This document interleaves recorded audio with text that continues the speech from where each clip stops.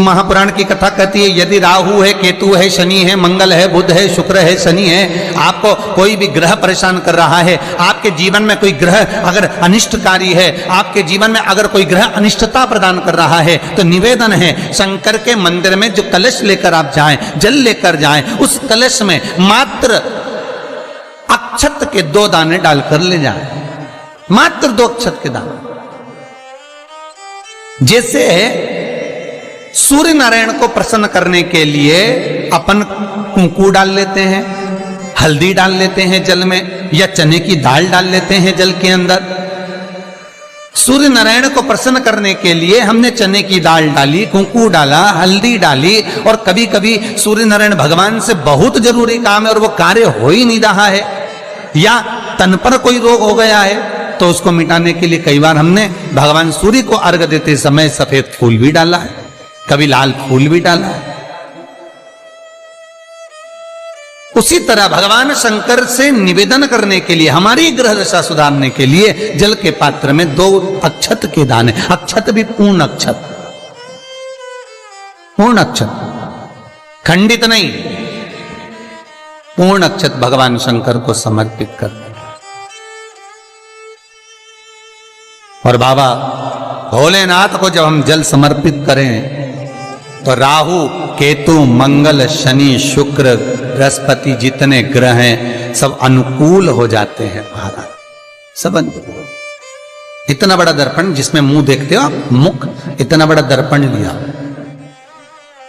अच्छा, पहले के लोग जानते नहीं है, पहले जो घरों में, आजकल तो फैशन की बंदरवाल होती है, दरवाजे पे जो बंदरवाल लोग लगाते हैं, कहीं मोती की लगा रहे, कहीं काय की लगा रहे, परंतु पहले जो बंदरवाल होती थी उस बंदरवाल में अगर कई शहरों में, जैसे काशी साइड में, तो आज भी जो बंदरवाल मिलती है उत्तर प्रदेश में, और चलो तो गुजरात में, तो उसमें इतने बड़े बड़े कांच लगे रहते हैं, दर्पण। उसका क्या महत्व है, उसकी मूलता क्या है? शिव महापुराण की कथा कहती है दर्पण इतना बड़ा ले लो, बंदरवाल अगर दर्पण वाली नहीं तो इतना बड़ा दर्पण लो, हनुमान जी के मंदिर में जाकर, क्योंकि हनुमान शंकर का ही अवतार है, हनुमान जी के मंदिर में जाकर हनुमान जी के उल्टे पांव का थोड़ा सा सिंदूर, चरण का थोड़ा सा सिंदूर एक कागज में लेकर आ जाइए, और हनुमान जी के छोटे भाई, हनुमान जी 6 भाई हैं, उसमें गतिमान, हनुमान जी के छोटे भाई गतिमान का नाम लो, और गतिमान का नाम लेकर उस दर्पण पर सिंदूर से त्रिशूल बना दो, सिंदूर से त्रिशूल बनाकर उस दर्पण को घर के बाहर, दर्पण का मुख बाहर की ओर, ऐसे बाहर की ओर मुख कर कर दर्पण को घर के बाहर या दरवाजे पर, बिल्डिंग पर, ऊपर जाली में, फ्रंट में, कहीं पर भी उसको लगा दीजिए। महाराज केवल शंकर का स्मरण कर कर, गतिमान का नाम लेकर, हनुमान के उल्टे पांव का सिंदूर का त्रिशूल बनाकर जो दर्पण को लगा देता है, आपको 1 महीने के अंदर अंतर मालूम पड़ जाएगा कि पिछले जो महीने निकले हैं उस महीने का अंदाजा लगाना कि घर में लोग कितने बीमार पड़ते थे, और इस दर्पण को लगाने के बाद बीमारी कम हुई कि नहीं हो कम तो ठंडा कर देना, क्या जा रहा है, पर करके जरूर देखना, विश्वास रखकर करोगे, भगवान शिव का अनुमोदन कर कर, भगवान शंकर पर विश्वास रखकर करोगे तो बीमारी घेर नहीं सकती। अकाल मृत्यु वो मरे जो काम करे चंडाल का, काल उसका क्या बिगाड़े जो भक्त हो महाकाल का। शंकर की आराधना करने वाला, शिव का स्मरण करने वाला, शिव का निवेदन करने वाला, शिव अर्चना में डूबने वाला, शिव का अनुमोदन करने वाला कभी दुखी नहीं हो सकता।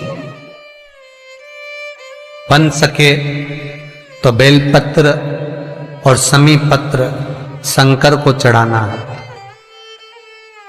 5 बेलपत्र, 11 समी पत्र, बन सके 108 चावल के आखे दाने ओम नमः शिवाय जप कर शिव को समर्पित करना। महाराज दुख तकलीफ ज्यादा है, रोग बीमारी ज्यादा है, तो पानी में लाल चंदन घोलकर, लाल फूल डालकर, बेलपत्री के पेड़ के नीचे। कई लोग कहते हैं गुरुजी क्या दूध चढ़ाना जरूरी है शंकर पर? कई लोग कहते हैं गुरुजी क्या दही चढ़ाना जरूरी है शंकर पर? शहद चढ़ाना जरूरी है? घृत चढ़ाना जरूरी है? शक्कर चढ़ाना जरूरी है? शिव महापुराण की कथा कहती है 5 चीजें शंकर भगवान पर चढ़ती है। दूध अर्थात घर में लक्ष्मी की वृद्धि करता है, इसलिए चढ़ाया जाता है।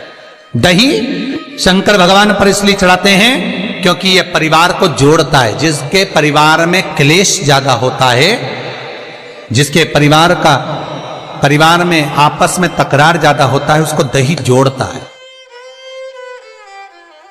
शहद घर में चिड़चिड़ प्रवृत्ति को समाप्त करता है। घी रोग को समाप्त करता है। शक्कर मिष्ठान घर में यदि लक्ष्मी आकर जा रही हो तो मिष्ठान समर्पित किया जाता है। इसलिए पंचामृत स्नान का भाव शिव महापुराण कहती है। पंचामृत स्नान का भगवान, इसलिए 5 चीजें शंकर को समर्पित हैं। दूध, दही, घृत, शहद, शक्कर अर्थात मिष्ठान। शक्कर से मूलतः यहां शिव महापुराण में शक्कर नहीं लिखी है, मिष्ठान। अब लोग शक्कर पीस कर अभिषेक करते हैं, परंतु मिष्ठान अर्थात गाय के दूध से निर्मित कोई मिठाई, और उस मिठाई से भगवान शंकर का अभिषेक। अब लोग भले शक्कर रखने लगे शंकर जी के अभिषेक में, पर यहां शक्कर नहीं लिखा है, यहां मिष्ठान।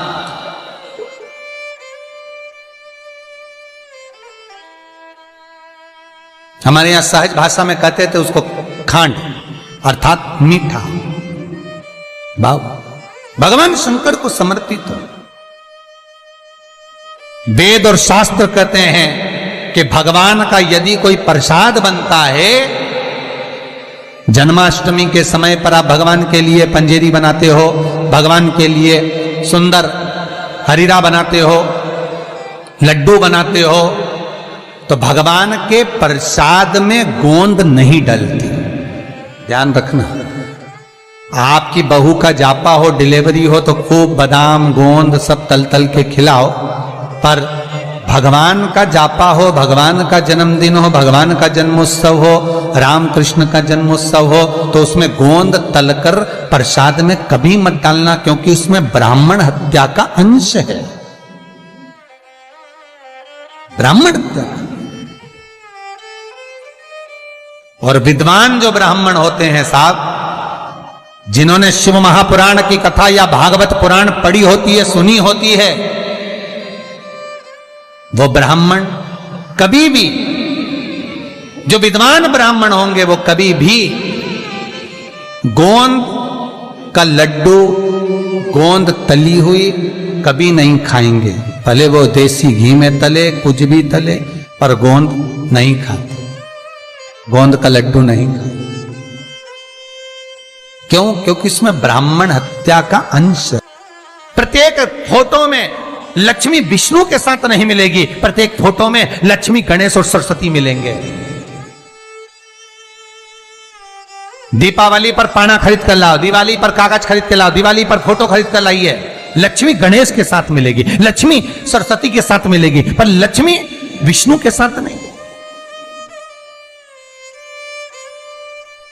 क्यों? किस लिए?